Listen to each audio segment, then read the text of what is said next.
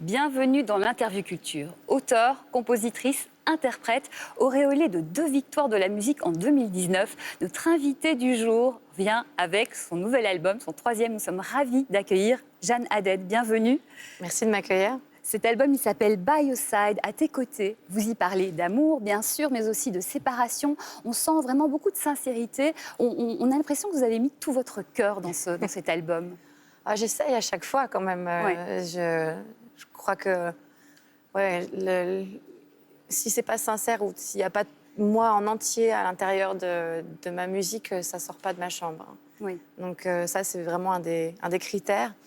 Et après, comme souvent, en fait, la matière première, c'est un peu ma vie et ce qui me traverse au moment où je suis en train d'écrire. C'est ça. Donc, on a besoin de vivre des choses parfois difficiles pour Ouais, pouvoir c'est ça. écrire. Ouais, c'est jusqu'à le truc où on se dit qu'au moment où tout ira bien, on n'aura vraiment plus rien à dire. Mais je crois pas. Je crois qu'il y a des choses à dire aussi sur je sais pas, sur la paix, sur une sorte d'apaisement. Et d'ailleurs, je commence à en parler aussi un petit peu parce que c'est en train d'arriver dans ma vie. Donc voilà. Oui, c'est un album qui a, on va dire, germé pendant le confinement. On s'est retrouvés tous face à nous-mêmes, donc vous aussi. Est-ce que justement, il y a des choses qui ont bougé et qu'on retrouve du coup dans l'album ? Ah il y a plein de choses qui ont bougé. Après, moi, je crois que principalement, il y a une compréhension de ce qui me constitue qui est arrivée. Il y a de la distance. Il y a une distance qui permet le jeu, qui m'a permis un peu d'humour aussi, chose qui était complètement impossible à imaginer avant pour moi dans ma musique, même dans la musique en général. Bon, d'humour, je m'entends, on n'est pas en train de faire des énormes blagues, mais il y a quand même un petit pas de côté et quelque chose de plus ludique et de plus léger, en fait, dans ma musique, là, un peu moins sérieux que par le passé. C'est-à-dire que vous vous amusez plus, tout simplement. Je crois, ouais. Mais c'est beau ça. Vous avez beaucoup chanté en anglais jusque-là. Vous êtes francophone, vous venez de Reims. Ouais. Pourquoi l'anglais ? Je crois qu'en premier lieu, la question ne se posait même pas. C'est-à-dire qu'il fallait tellement que j'écrive, c'était tellement ça d'urgence. C'est arrivé en anglais et puis voilà, la question ne se posait pas plus loin que ça. Il y avait une question de pudeur aussi. Les musiciens parlent souvent de ça. C'est-à-dire que le fait d'écrire en anglais, ça permet de ne pas être complètement compris. Oui. Et ça fait partie de l'attrait de cette langue-là, en tout cas ici en France. Et d'ailleurs, c'est vrai que quand je vais jouer dans des pays où on parle anglais, j'ai pu par le passé vraiment avoir un trac pas possible parce que je savais que j'allais être comprise alors que... Donc, il y a un truc de cet ordre-là. Ouais.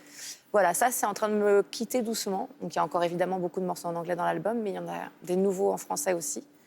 Et voilà, il y a une sorte de... Et même mes textes en anglais sont plus accessibles que par le passé. Donc... C'est une volonté ou c'est Je crois que juste, je commence à être prête à imaginer qu'on puisse comprendre ce que je raconte. Avant, j'étais vraiment concentrée sur la musique, c'est-à-dire et j'estime que la musique, c'est un vecteur suffisamment puissant pour qu'on comprenne ce que je ressens et ce que j'ai à dire. Mais voilà, là maintenant, il y a le texte aussi qui apparaît en plus. Voilà, le texte en français qu'on comprend et on va tout de suite comprendre avec cet extrait de la chanson en français de l'album. C'est très joli. Ça s'appelle « Au revoir ». Il y a encore de toi dans mes sentiments. Ce n'est qu'un au revoir. Ce n'est pas la fin.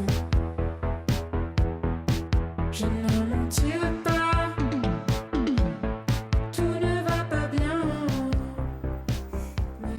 Alors ça, c'est pas la version officielle de « Au revoir », c'est la version unexpected, inattendue. Est-ce que c'est un moment vraiment que vous avez vécu de réelle émotion que le réalisateur a capté ? C'était la première prise de la journée. Oui. Donc, comme on entend dans le texte, c'est un peu chargé. Et du coup, c'est vrai que la première prise de la journée, et en fait, je crois que c'était un plan séquence sur l'entièreté du morceau qui permettait, comme on dit, d'avoir un playback, c'est-à-dire d'avoir moi qui chante les paroles, et donc qui permet de couper dans le clip à mon visage qui chante la chanson. Et en fait, on l'a gardée en entier parce que comme c'était la première et que pour moi, elle est assez intense, cette chanson-là, c'était le matin. Du coup, effectivement, moi, j'étais très émue. Et d'ailleurs, c'est important que l'émotion, elle passe au début de la journée pour pouvoir travailler le reste de la journée. Si on reste ému toute la journée, c'est infernal. Oui, On peut vraiment plus rien faire. c'est clair. Et donc voilà, donc là c'était la première prise et en fait tout le monde s'est souvenu de cette prise-là. Et quand il s'agit de sortir le clip qu'on a sorti, donc qui est un clip officiel et qui est C'est très sympa qui est aussi. très et beau oui. et avec une danseuse merveilleuse et qui a été fait avec I Could Never Be a Dancer. Mais cette version nous a un peu hantés et du coup on a choisi de sortir les deux en même temps et je trouve que ça se répond bien et Oui. ça fait un beau diptyque. Ben, n'hésitez pas à la regarder sur YouTube. On disait, je le disais, vous avez eu 2 victoires de la musique en 2019. Est-ce que ça a changé quelque chose dans votre carrière? Parce que c'est aussi arrivé juste avant le confinement, quoi. Ouais, non, c'était un petit peu avant. Moi, Oui. j'étais en tournée à ce moment-là, donc j'avais déjà pas mal d'actualités. Non, ça n'a pas changé grand-chose. En fait, en vrai, je crois que limite, j'étais un peu déçue. Oui, mais non, ça n'a pas changé grand-chose.